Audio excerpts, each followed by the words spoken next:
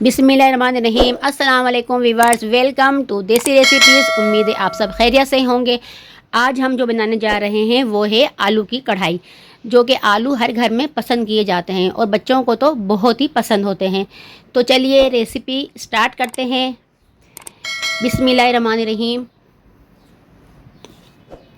मैंने आधा cup cooking oil लिया है और मैंने आधा किलो आलू लिए हैं। ये छोटे साइज़ के मैंने आलू लिए हैं और मैंने इनको छील लिए हैं।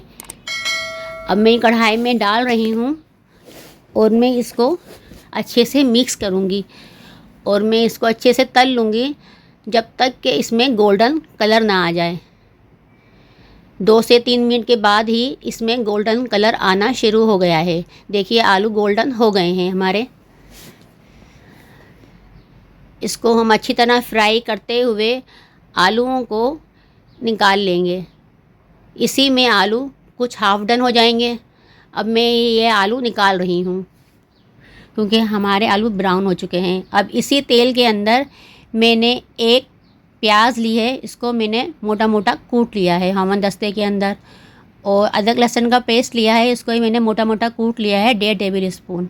और half teaspoon chilli flake ली हैं और हाफ़ टी स्पून मैंने लाल मिर्च पाउडर लिया है और हाफ़ टी स्पून मैंने साबुत धनिया क्रश करके लिया है और हाफ़ टी स्पून मैंने हल्दी पाउडर और हाफ़ टी स्पून ही मैंने इसमें नमक ऐड किया है। आप अपने टेस्ट के मुताबिक कम या ज़्यादा कर सकती हैं, जैसा आपके घर में पसंद किया जाता है। अब इस मसाले को अच्छी तरह से मैं भून लूँगी। अब जब मेरा मसाला भुन चुका है तो मैं इसमें 1 टीस्पून सफ़ेद ज़ीरा ऐड कर दूँगी और साथ ही मैंने 250 ग्राम टमाटर लिए हैं, इसको स्लाइस में काट लिया है और मैंने इसको भी भून लिया है। और मैंने टमाटर को अच्छी तरह गला लिया है ताकि इसमें टमाटर नज़र ना आए। देखिए टमाटर बिल्कुल गल चुके हैं, बिल्कुल मैश हो गए हैं और जो टमाटर नज़र आ रहे हैं इसको भी मैं अच्छे से मैश कर लूँगी। अब जो मैंने आलू फ्राई किए थे, गोल्डन फ्राई किए थे, ये मैं इसमें ऐड कर दूँगी और फिर दोबारा से अच्छी तरह इसको भून लूँगी। अब जो आलूओं में कसर होगी वो भी पूरी हो जाएगी। अब कौरमा और चिकन कढ़ाई खाना भूल जाएंगे जब खाएंगे आलू की ये कढ़ाई। आलू तो हर घर की पसंद होते हैं और बच्चों को तो आलू बहुत ही पसंद होते हैं।